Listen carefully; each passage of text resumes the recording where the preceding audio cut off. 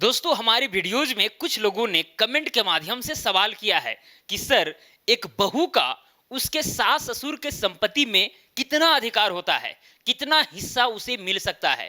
तो दोस्तों इस वीडियो में हम इस चीज को एकदम स्पष्ट करने वाले हैं कि एक बहू का उसके ससुराल में या फिर सास ससुर के संपत्ति में कितना हिस्सा मिल सकता है।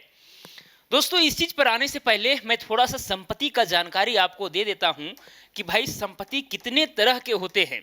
अगर अधिकार के तौर पर देखा जाए तो संपत्ति यानी कि प्रॉपर्टी, दोस्तों संपत्ति जो है दो तरह का होता है। एक होता है स्व अर्जित संपत्ति, स्व अर्जित संपत्ति, और एक होता है पैतृक संपत्ति, पैतृक संपत्ति। स्व अर्जित संपत्ति को इंग्लिश में कहेंगे एक्वायर्ड प्रॉपर्टी और पैतृक संपत्ति को कहेंगे एंसेस्ट्रल प्रॉपर्टी। ठीक है। अब दोस्तों स्व अर्जित संपत्ति क्या है? वह संपत्ति जिसे कोई व्यक्ति अपने से कमा करके अपने आय के स्रोत से हासिल करता है, चाहे वह खरीदता है या फिर किसी ने उसको दान दिया है, कहीं पर बंटवारा हुआ है, उससे उसको मिला है, तो वो स्व अर्जित संपत्ति के कैटेगरी में आएगा। जैसे मैं एक गाड़ी खरीद लिया, वो स्व अर्जित संपत्ति हुआ। जमीन खरीद लिया, वो मेरा स्व अर्जित संपत्ति हुआ। कहीं पर जमीन खरीदे थे मिल करके, वहां से बंटवारा होकर के मिला, वो स्व अर्जित संपत्ति। किसी ने दान दिया, ये भी स्व अर्जित संपत्ति है। ठीक है। तो उस संपत्ति में केवल उसी का अधिकार होता है जिसे वो संपत्ति मिला है या फिर जिसके नाम से है।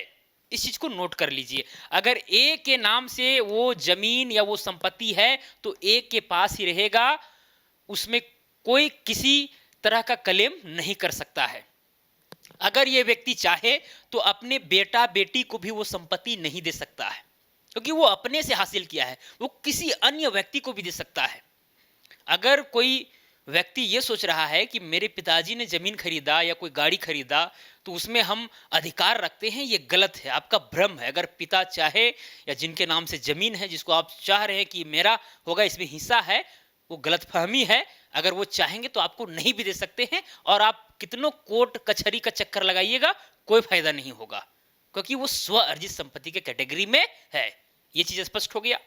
ठीक है। हाँ, अगर मान के चलिए स्व अर्जित संपत्ति ए के नाम से है, इसके मान के चलिए कि 3 बेटे बेटियां हैं, मान के चलिए एक्स है, दूसरा वाई है, तीसरा जेड है। ठीक है। हालांकि आजकल तो आप जान ही रहे हैं कि बेटा बेटी सबको बराबर अधिकार दिया गया है। ठीक है। तो यहाँ अगर 3 बेटे बेटियां हैं इनके, और इस व्यक्ति का अगर मृत्यु हो जाता है तो फिर तीनों में बराबर रूप से बंटवारा होगा, इसमें नो डाउट। लेकिन जीवित है तब आप बोलेंगे तो ऐसा नहीं होगा। ठीक है। चलिए दोस्तों, अब आते हैं पैतृक संपत्ति के ऊपर। देखिए, पैतृक संपत्ति वह संपत्ति होता है जो कम से कम 3-4 पीढ़ियों से चली आ रही हो। ठीक है। 3-4 पीढ़ी से, यानी आपके दादा, आपके पिताजी तो है ही, आप तो दूसरा पीढ़ी, आपके परदादा हो गए, परदादा के पिताजी, वहां से अगर कोई जमीन चली आ रही है, उस संपत्ति में आप अपना हिस्सा ले सकते हैं। ठीक है। आपको अधिकार दिया गया है, इस संपत्ति में आपको हिस्सा मिलेगा। ठीक है। ये चीज समझ में आ गया? अब दोस्तों यहां पर पैतृक संपत्ति में भी जो है उसी को हिस्सा मिलेगा जो वारिस होंगे, या फिर मान के चलिए स्व अर्जित संपत्ति ही है, वारिस जो होंगे उन्हीं को अधिकार मिलेगा। तो अगर कोई व्यक्ति ए है और उसके 3 बेटे बेटियां हैं तो इन्हीं को केवल मिलेगा। अगर पत्नी है तो पत्नी को भी मिलेगा। लेकिन अगर कोई दूसरे जगह से आती है, जैसे बहू है, वो दूसरे के घर से आई, और दूसरे के घर से आई तो उसका वारिस नहीं होती है। हालांकि उसको अधिकार दिया गया है कि भाई जिसके साथ शादी हुआ है पति के साथ, तो भाई उसको रहने का अधिकार है, उसको साथ रहने का अधिकार है।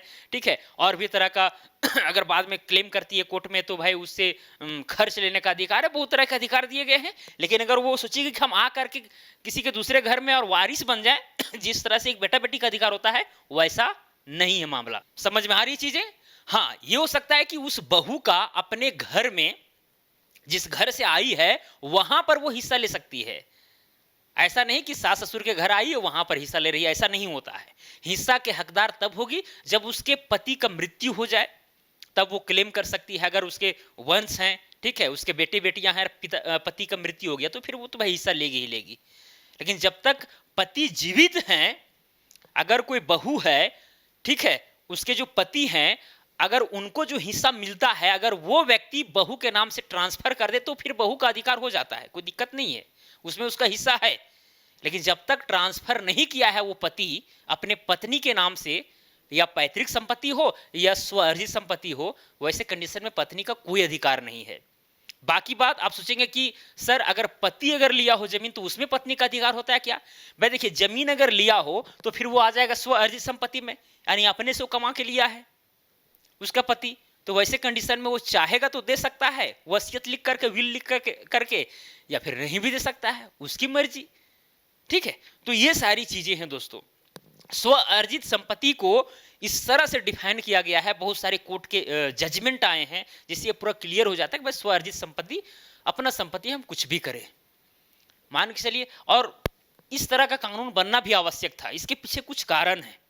जैसे मान के चलिए कि एक व्यक्ति है, ठीक है, एक व्यक्ति मान लेते हैं वाई है, और ये अपने जीवन में बहुत कमाया, बहुत अर्जित किया, लेकिन जब वृद्धावस्था में पहुंचा, 60-70 साल 75 साल हो गया, तो उसको कोई पानी देने वाला नहीं है। इतना संपत्ति, उसके बेटे बेटियां सब एकदम पूरा राज कर रहे हैं, लेकिन इनको पानी देने वाला कोई नहीं है। तो वैसे कंडीशन में जिस तरह से कानून है, अगर वाई को अगर ये पता रहे कि भाई जो मैं संपत्ति अर्जित किया हूं, जो हमको सेवा करेगा उसी को दूंगा, अगर ये कह दे तो फिर वह कम से कम आदमी डर से तो सेवा करेंगे। तो ये सारी चीजें हो जाती है। अभी आप ही मान के चलिए, आप संपत्ति बहुत अर्जित किए, ठीक है, और कल चल करके आपको लोग सेवा नहीं कर रहे हैं और आपके संपत्ति में ही राज किया जा रहा है, तो ऐसी कंडीशन में आपको दुख होगा कि नहीं होगा? बिल्कुल होगा।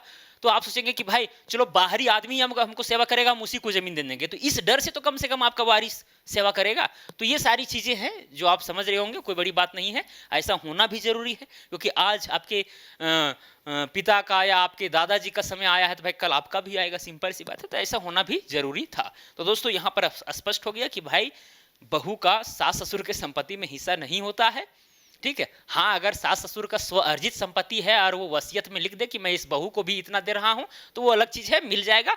लेकिन बिना वसीयत का, बिना विल का ये नहीं हो सकता है। और वसीयत उसी जमीन का लिखा जा सकता है जो स्वअर्जित हो।